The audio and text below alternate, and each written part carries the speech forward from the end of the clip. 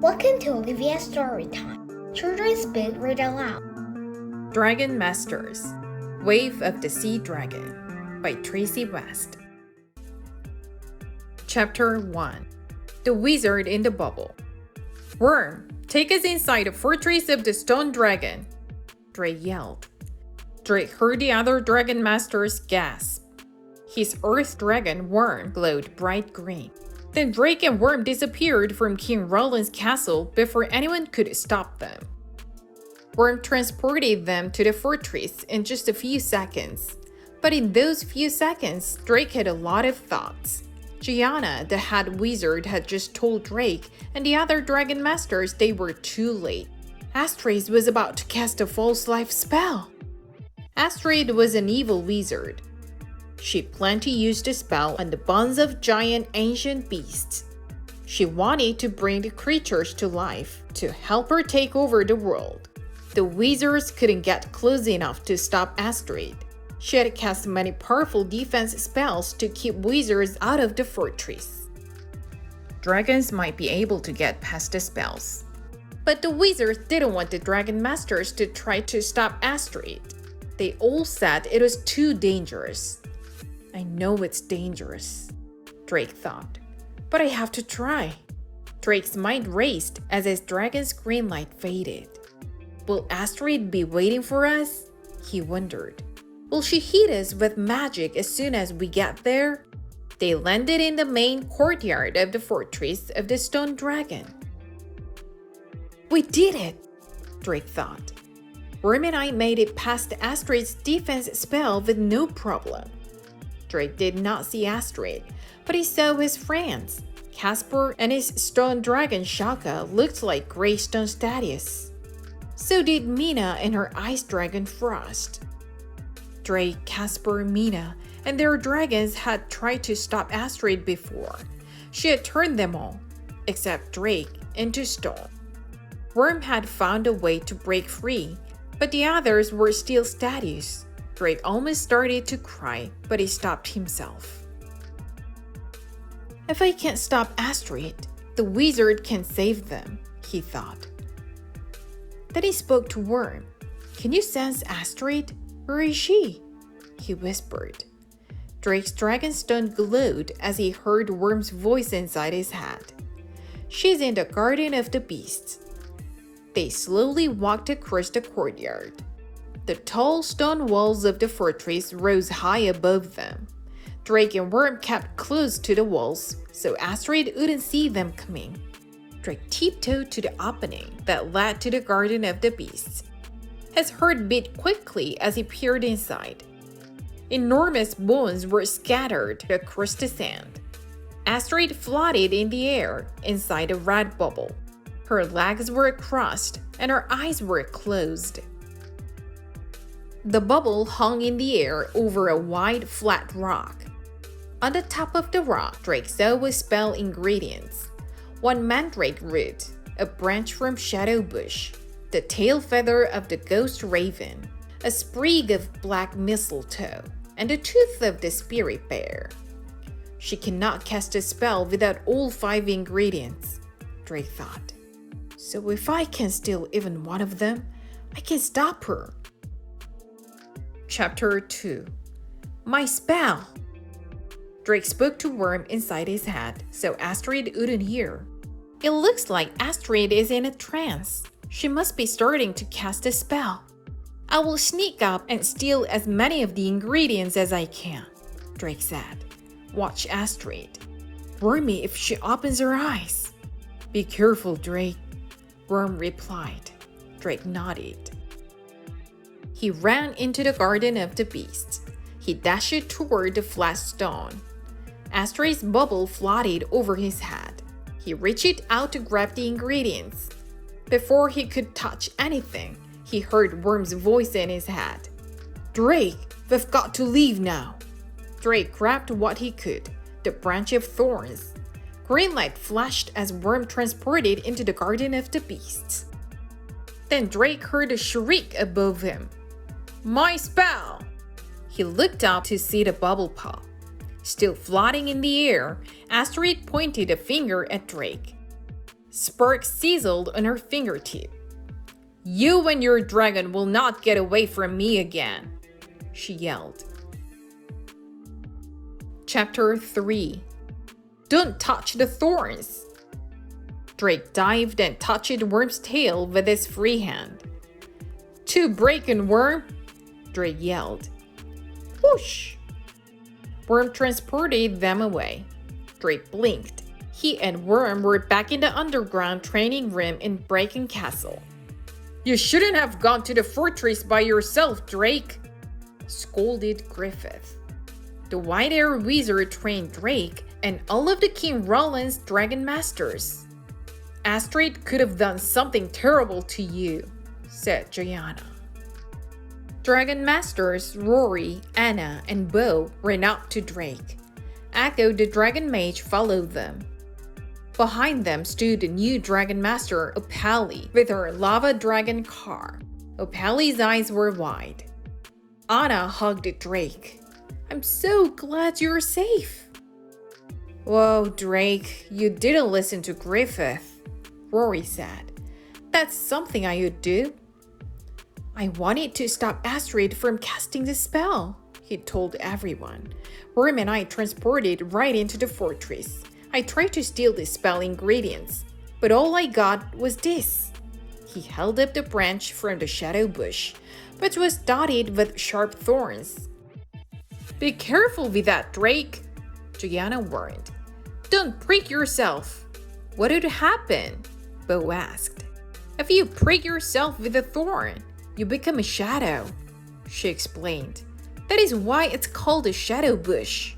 And unless you prick yourself a second time within the hour," Griffith added, "you will stay a shadow forever." "I'll be careful," Drake promised. "Can Astrid cast a spell without the branch?" Griffith struck his beard. "No, she needs all 5 ingredients." Drake sighed with relief. "Then I'm glad Worm and I went to the fortress," he said. "Maybe it was wrong, but at least we stopped her." "Can't she get another branch?" Echo asked. "The branch must be taken on the night of the full moon," Gianna replied. "That is more than 2 weeks away." "That's good news," Drake said. 2 weeks gives us plenty of time to find a sea dragon and a wind dragon." Anna had found a way to reverse the false life spell. The powers of 3 special dragons were needed to break the spell. Drake and Anna had already found the first dragon, a lava dragon. Now the Dragon Master needed to find a sea dragon and a wind dragon. "Think, Drake," Griffith said. "Does Astrid know where you transported to?" "I don't," Drake began, but then he stopped. His mind replayed his escape from the fortress. "To Bracken, Worm!" he had yelled. "I think she knows," Drake admitted. Griffith frowned. "Then he must prepare," he said. "Astrid will not wait 2 weeks. She will come here soon. Looking for that." He pointed to the branch in Drake's hand. Chapter 4. Keep it safe. "I will find some wizard who can help protect the castle," Gianna said. She snapped her fingers and disappeared. "Should we ask King Roland's soldiers to guard the branch?" Anna asked. Drake shook his head. "I've seen Astrid use dark magic to control soldiers. It's safer with us." Griffith clapped his hands. "Here is what we must do," he said.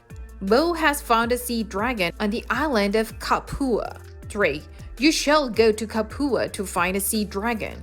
Bring the branch with you.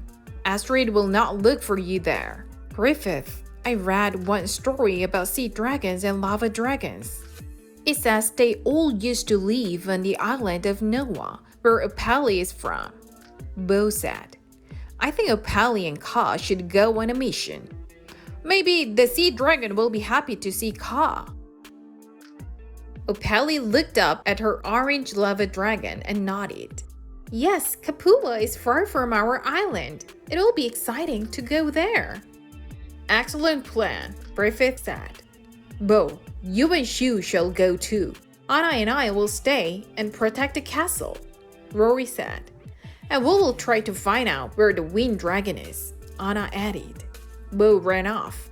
I will get Shu, he said. Griffith handed Drake a map. This is where you will find the sea dragon, he said. Drake showed the map to Worm. Got it? He asked. Worm nodded. Yes.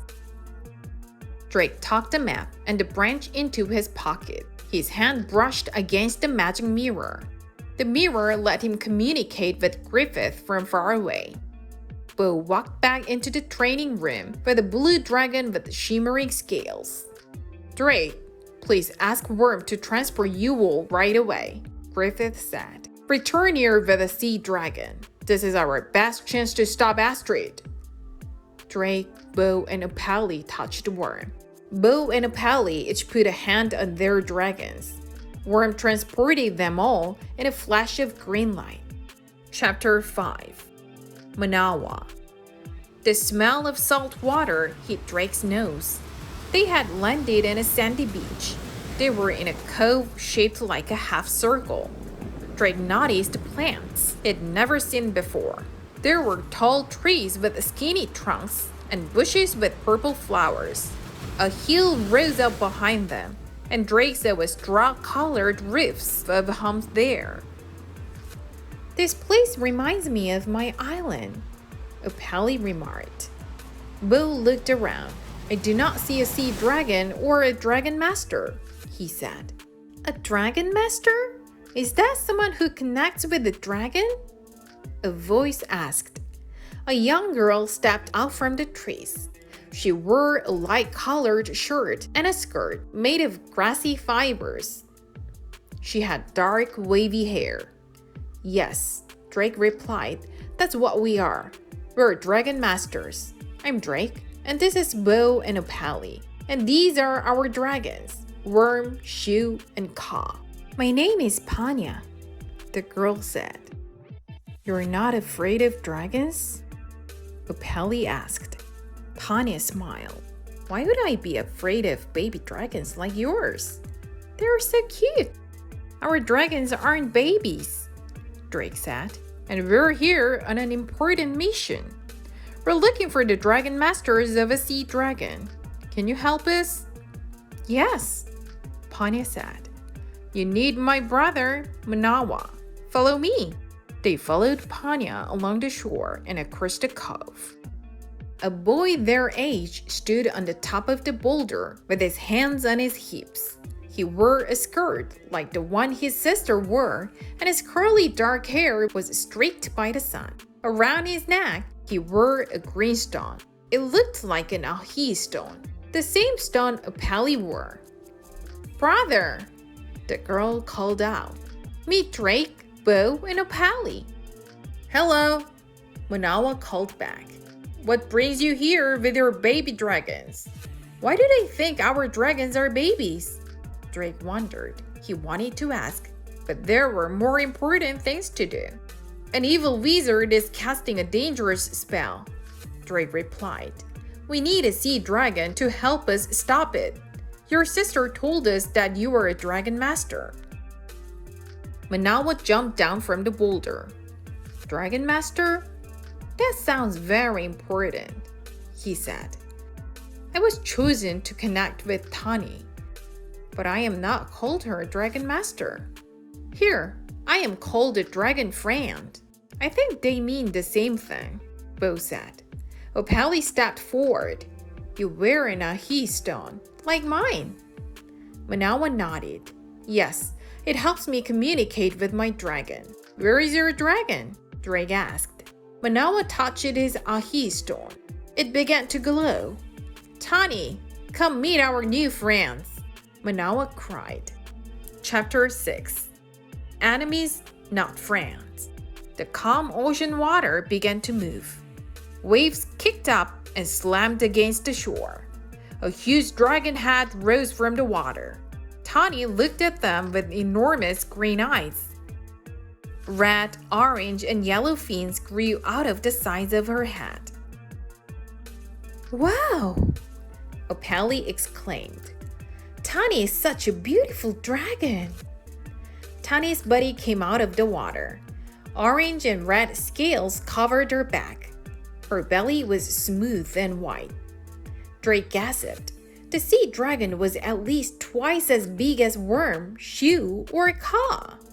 Manawa turned to his sister. Panya, go to the village and tell everyone about our visitors, he said. I'll find out more about this evil wizard Drake told us about.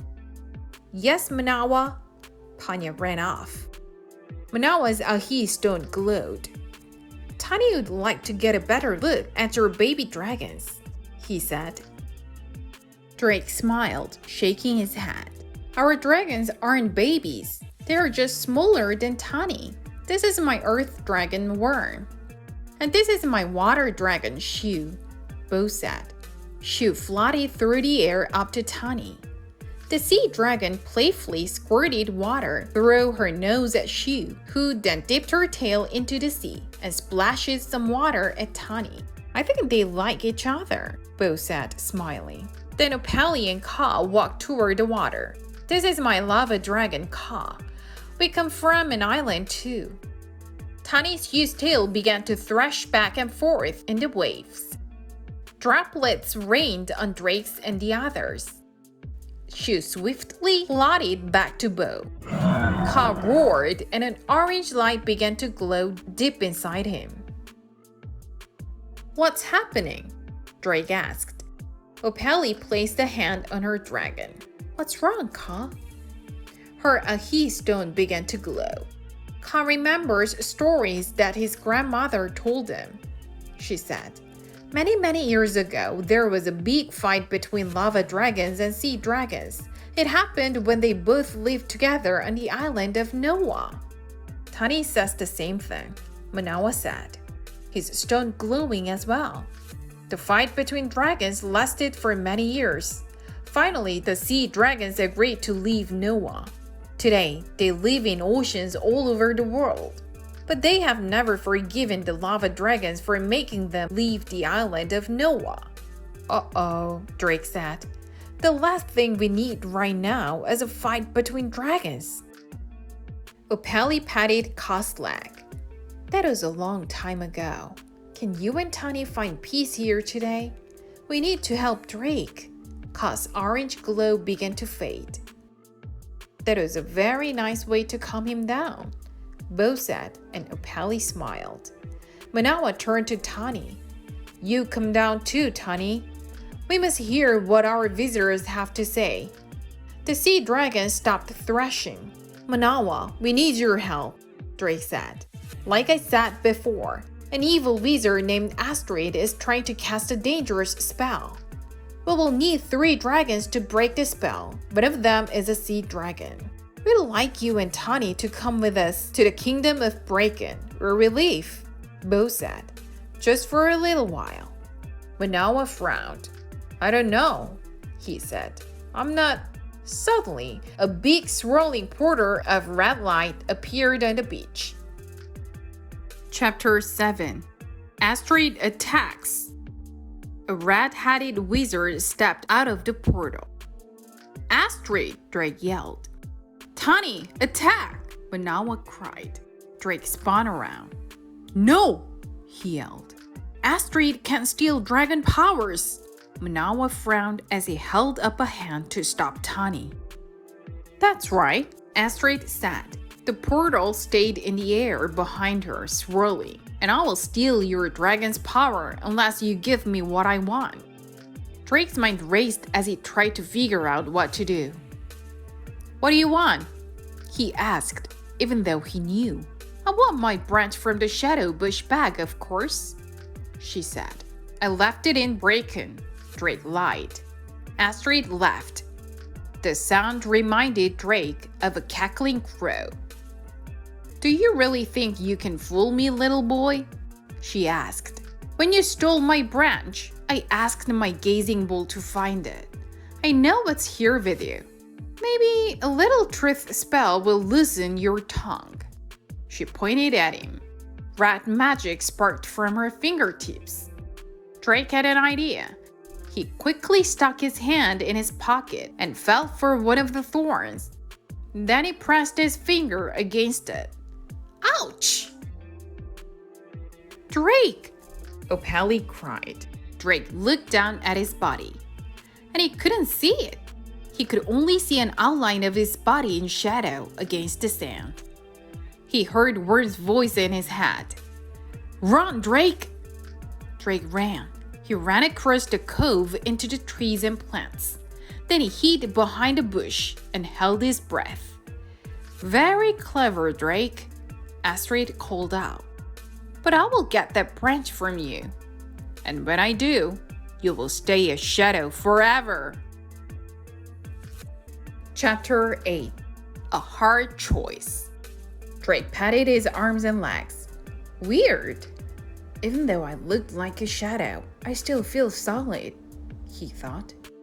Now that Astrid can't see me, I need to do whatever I can do to protect this branch. Then he heard Opali. Ka, Astrid can steal your powers, but she can't steal your strength, she yelled. Knock that wizard down with your tail. Good idea, Bo cried. Shoo, help Ka. Just don't use your powers. Astrid spun around and saw the lava dragon stomping toward her. Shoo came from another direction, riding the air currents. You won't stop me so easily, Astrid cried. She raised her hands to start a magical attack. Tani dived under the waves. Her tail shot up out of the water, sending a foamy wave onto the shore. It splashed on the dragons and knocked Astrid off her feet. Drake reached out to Worm with his mind. Worm, if you can sense where I am, come find me, Drake said. Transport us back to Bracken. We will leave the branch there so it'll be safe. Then he can return and help the others. I can find you, Worm replied, and he began to crawl across the sand. But before Worm reached Drake, Astrid jumped to her feet. She floated in the air away from Shoo and Ka. Astrid pointed at Manawa, Opali, and Bo. You know how strong my magic is, Drake, she said. Give me the branch. If you do not, I will zap your friends' dragon stones. They will no longer be able to control their dragons. I will attack the dragons, and they will use their powers to defend themselves. Then I will capture those powers. Drake froze. He knew what Astrid could do with stolen dragon powers. He had seen her turn living beings to stone like a stone dragon. If I don't do what Astrid wants, it'll be bad. She would have the powers of a lava dragon, a sea dragon, and a water dragon. He shivered, thinking about all the damage Astrid could do. If I give her the branch from the shadow bush, she will leave us alone, Drake thought. But then she will also be able to finish the false life spell. What should I do? Chapter 9. Tricked. Drake stepped out into the open. His shadow moved across the sand. How can I trust you? Drake asked the wizard. Astrid located the sound of his voice. Her eyes fixed on his shadow. Give me the branch, she said as she floated over the still swirling portal. I will go right back to Navid and finish my spell. Drake took a deep breath. I hate to give up the branch, he thought. But it's the only way to stop Astrid from hurting more of my friends. He reached for the branch inside his pocket. He knew what he needed to do. Drake bit his lip and pressed his finger against the thorn. Instantly, Drake could see himself again. He was no longer a shadow. He walked up to Astrid. Here you go, he said, holding the branch up to her. She took it from him and tucked it into her belt. A huge grin spread across her face. Oh, you sweet trusting boy, she said. Magical energy crackled from her fingertips.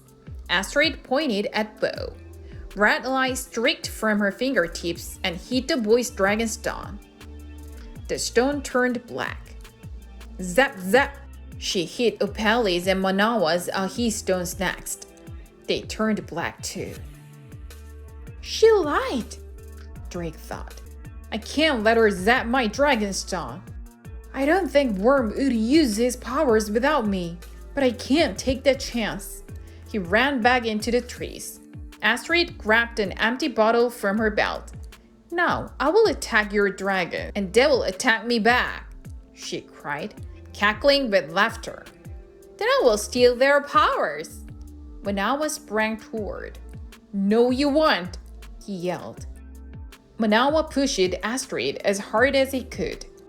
Then he thudded back onto the sand. Astrid's mouth opened in shock as she fell backward into the portal. No! She wailed. Chapter 10: Fire and Water. The portal closed. The evil wizard was gone. Drake ran over and helped Manawa to his feet. Manawa, that was awesome, Drake said. Manawa grinned. Thanks, he said. Yes, you stopped Astrid from stealing our dragon's powers, Bo said. But now that she has the branch, she can cast a false life spell. Drake nodded. I know. It is a hard choice, and I'm sorry I trusted her, he said. What did she do to your stones? They are black. Opali closed her eyes. Then she opened them. My Ahi stone doesn't seem to work. I can't hear Ka in my head. And I can't hear Tani, Manawa replied. I can't hear Shu either, Bo said. Shu, can you understand me when I speak? Nod your head if you can. But Shu didn't nod. This is awful, Drake cried. It is, Bo agreed. There must be some way to... Ka let out a loud roar and stomped toward the ocean. Ka, no! Opali yelled, running after him. Tani raised her head out of the water. Manawa ran to the water's edge and waved his arms. Be calm, Tani, he begged. Drake turned to Bo. They remembered the fight from long ago. Now that Manawa and Opali can keep them calm, Ka and Tani are going to battle. No, Tani! Manawa called out. You do not need to fight this dragon! Ka let out another earth-shattering roar. His body glowed orange, and he aimed a stream of hot lava at Tani. The sea dragon ducked under the waves. Then Tani's head emerged, and her body glowed turquoise. A huge glowing wave rose up behind her and then splashed down on Ka. I can't stop Ka, Opali cried. Manawa shook his fists. Tani, listen to me! Ka stomped his feet, making the ground shake. White smoke poured from his nostril. Lightning streaked the sky. Opali gasped. This will sometimes happen when a volcano erupts, she cried. Before the lava pours out, the earth moves and lightning flashes. Ka reared his head back. Ka spewed another stream of hot bubbling lava from his mouth. Chapter 11. They won't listen. The boiling hot lava almost hit Tani, but the sea dragon dived under the water. The lava quickly cooled. Ka, enough!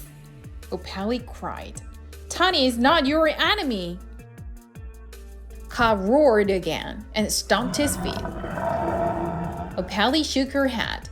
He won't listen. He doesn't understand me. Tani doesn't understand me either, Manawa said. Can I ask Worm to communicate with your dragons? Drake asked. Let's see what Worm can do, Manawa replied. Worm had heard Drake. I will do my best, he said. I will begin with Tani. Worm moved close to the edge of the water. His body glowed green. Tani continued to duck and thrash. She is very angry, Worm replied. Tani says the sea dragon vowed to live in peace when they left the island of Noah. She is angry with Ka for coming to this land. I cannot calm her. And she told me to tell you this is the matter between dragons, not humans. Can't you tell her the car didn't come here to start trouble? Drake asked. Worm shook his head. She's too angry to listen to reason. Drake looked out at the ocean. Tani had stopped thrashing, but her body was glowing turquoise. She swam away from the shore. The waves followed her, uncovering the sand below. Is she leaving? Drake asked. Manawa's eyes were wide. No, he said. She's preparing to use her strongest power. We're all in danger. Chapter 12. Save the village. What power is Tani going to use? Drake asked. He glanced at the ocean. He had never seen it do this before. The water pulled farther and farther from the land. The angry Nui. Manawa said, a very, very big wave. We called it a tidal wave on my island. Opali added, a wave so big it can wipe out the village, or even an island. Manawa nodded. Yes. Manawa pointed to the hill. The village is that way. Warn my people. Tell them to get to higher ground. Everyone touch Worm, Drake cried. We can get there quickly. I must stay here, Manawa said. It is my sworn duty to protect Tani, and to protect others from Tani. I need to keep trying to connect with her. I must stay as well, Opali replied. I am responsible for Ka. But Manawa and Opali, Drake began. Manawa shook his head. Just go and save my village. Hurry, the wave is coming. There is no time, Opali cried. An enormous wave was heading toward the shore. It glowed with Tani's turquoise light. The wave looked to Drake as tall as King Roland's castle. Bo, touch Worm and Chew, Drake said, and Bo quickly obeyed. Drake put a hand on his dragon. Now Worm, transport us to the village. Worm transported them right away. They landed in a village filled with huts that reminded Drake of his village in Braken. The villagers gathered around Drake, Bo, and their dragons. Panya pushed it through the crowd. See, I told you, she said. Baby dragons. Bo stepped forward. An angry Nui is coming, he said. We must head for the top of the hill. Now. Wait, where is Manawa? Panya asked. And your other friend, Opali? Drake gazed out toward the ocean. He could see the enormous wave getting closer and closer. Manawa bravely stood on the rock with his hands on his hips. Opali stood on shore, while Ka roared and stomped his feet on the sand. Worm, we have to get them to safety, Drake said. I know, Worm agreed. Bo, we'll be right back, Drake said. Help the villagers get away. Then Drake touched his dragon and they transported back down to the shore. Chapter 13. The Big Wave. Drake and Worm landed on the shore next to Opali and Ka. The sound of the approaching wave roared louder than any dragon. Manawa, get down! Both of you! Touch Worm! Drake yelled over the roar of the wave. We have to get out of here! Suddenly, Worm's body began to glow. He moved away from the dragon masters and faced the tidal wave. Worm, what are you doing? Drake cried.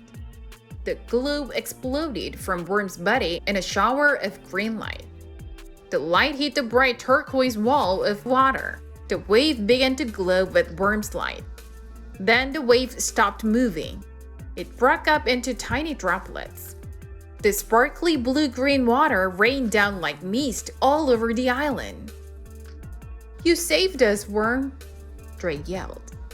The glow faded from Worm's body, and the dragon collapsed on the sand. Drake ran to his side. Worm opened his eyes. Worm, are you okay? Drake asked. I am fine, Worm replied, just weak. Thank you, Worm, Manawa said. Then he gazed out at the ocean. Waves peacefully lapped against the shore. Tani bobbed on the top of the water. She's calm for now, he said, looking down at his black ahi stone. But how long will this peace last? Ka was still stomping his feet on the shore. A wisp of white smoke came from his nostrils.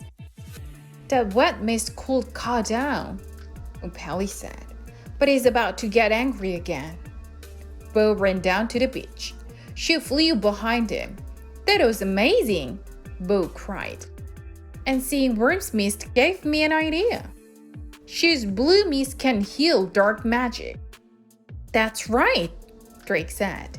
I think she can turn our stones back on, Bo said. Drake, can you ask Worm to explain to Shu what we need her to do?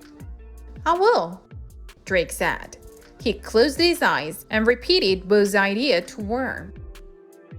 Worm still looked weak, but the earth dragon nodded and closed his eyes. His body glowed green as he communicated with Shu. Manawa Upali, stand next to me, Bo cried. And 2 dragon masters ran to join him.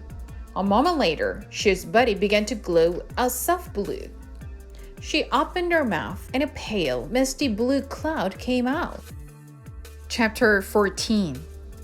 Peace at last? Shu's blue cloud floated through the air. Her healing mist rained down on the 3 black stones.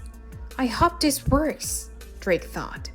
The black slowly faded from the stones. Within seconds, the stones returned to their original green. Thank you, Shu, Bo said, petting his dragon. A moment later, Bo's dragon stone glowed brightly. He smiled. Shu can understand me. Upali's ahi stone began to glow, and so did Manawa's. I can hear Ka in my head again, Upali said, smiling. He said his mist being connected to me. I can hear Tani too, Manawa announced. She did not like being without a dragon friend either. He turned to Drake. You have helped my people. I would like to help you stop that wizard. Thank you, Drake said. Manawa frowned. But I worry that, even with our stones working again, it is too dangerous for Tani and Ka to be together. How can Upali and I help you if you are always trying to keep our dragons calm? He asked. It is time for them to make peace, Upali said. Ka, come. Upali and Ka walked to the water's edge, and Manawa followed them. Tani calmly floated on the water near the shore. Upali and Ka slowly approached the sea dragon. Then she stopped and turned to Manawa. Please tell Tani that Ka and I did not come here to challenge her, Upali said. We came to ask for help to stop the evil wizard who made our stones go black. Manawa's ahi stone glowed as he repeated this to Tani. Upali looked at Ka. Will you keep the peace with Tani while we fight the wizard? Ka roared, and Upali smiled. He said yes. Tani, Ka will not fight you. Will you promise to do the same? Manawa asked. The sea dragon nodded her shaggy head. There will be no more fighting, Manawa announced. Upali smiled. She climbed onto Ka's tail. Her ahi stone glowed. Ka lifted his tail over the water. Upali reached out and touched Tani's face. Thank you, she said. This is great, Drake said. Now we should hurry and get back to Braken. We will need both your dragons to reverse Astri's terrible spell. Chapter 15. What's wrong, Worm? Manawa, you are okay, Panya cried. She ran onto the beach and hugged her brother. Several villagers streamed behind her. A man and woman emerged from the crowd and approached Manawa. Mother, father, Manawa cried. So much has happened. An evil wizard took away the power of my ahi stone. Tani created an anger Nui. And this dragon Worm saved us all. He pointed to Worm, who was still curled up on the sand. Drake stepped forward. I'm Drake, Worm's dragon master. We need Manawa and Tani to come with us to help us defeat the wizard. Manawa's father nodded. As a dragon friend, Manawa must protect the world from evil. Manawa's mother hugged him. How long will you be gone? Just a few days, Drake replied. He can get to my land Bracken quickly, and then we need to find one more dragon and create a counterspell. Drake turned to Manawa. To transport to Bracken, we all need to be connected to Worm. You just need to touch Worm with one hand and Tani with the other. Can she leave the ocean? Manawa nodded. She can. His ahi stone glowed, and Tani crawled onto the shore. Drake's eyes widened as he took in the huge size of the sea dragon. Some villagers had approached Worm and were gently petting and thanking him. Worm was sitting up, and he looked better. Can you please transport us to the Valley of Clouds? Drake asked. I'm not sure Tani will fit inside the castle. Worm nodded. Drake touched Worm. Ready, he said. Worm began to glow a very soft green. Drake closed his eyes, preparing to transport. Nothing happened. He opened his eyes. Worm's glow had faded. Worm, what's wrong? Drake asked his tired-looking dragon.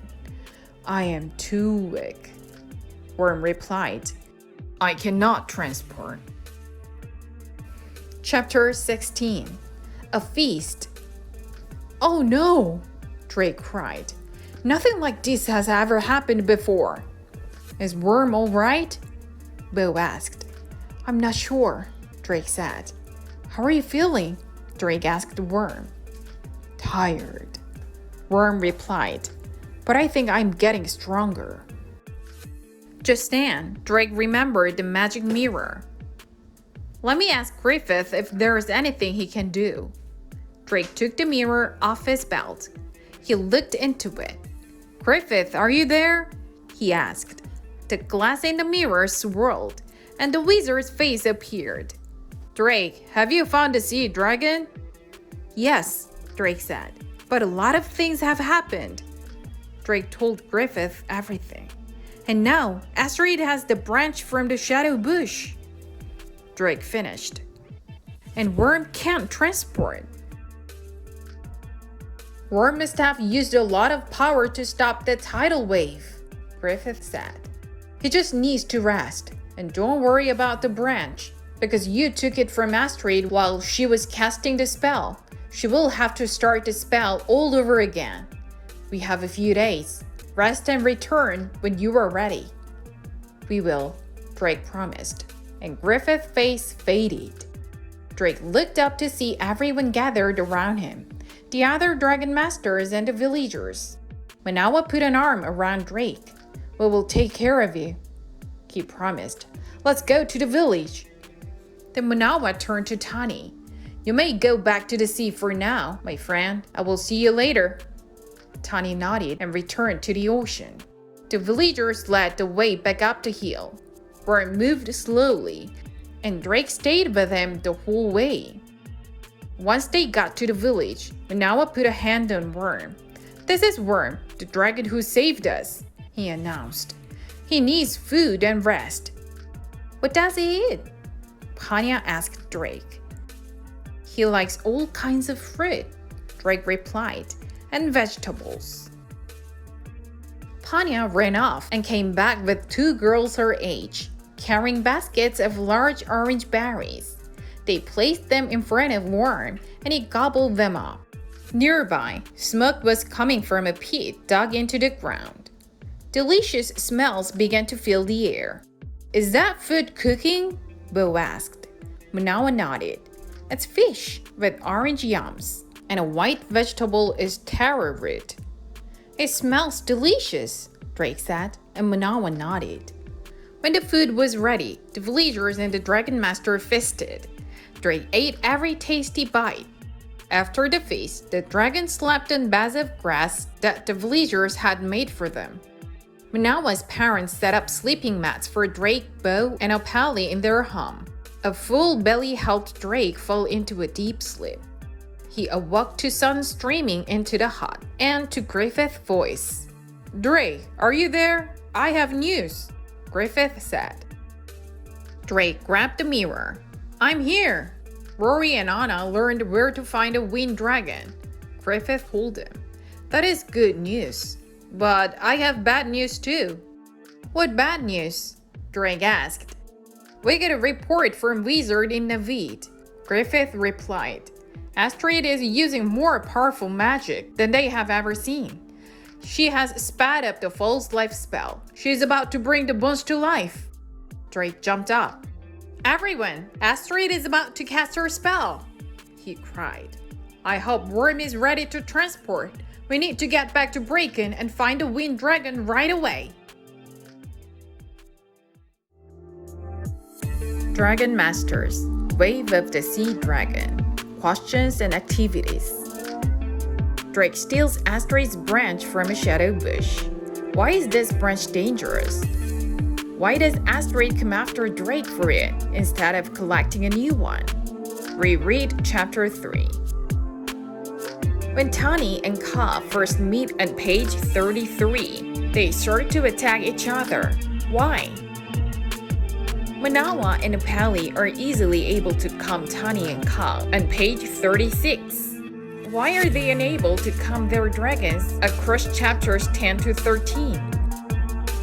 In this fictional story, the sea dragon creates a tidal wave, but tidal waves can happen in the real world.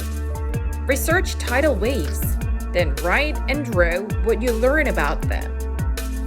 Stealing and lying are often the action of the bad character, but Drake does both in this book. Do you think Drake's behavior is okay? Explain your answer. We hope you all enjoyed this story. If you like it, please give it a thumbs up and share it. Remember to subscribe. Thank you so much.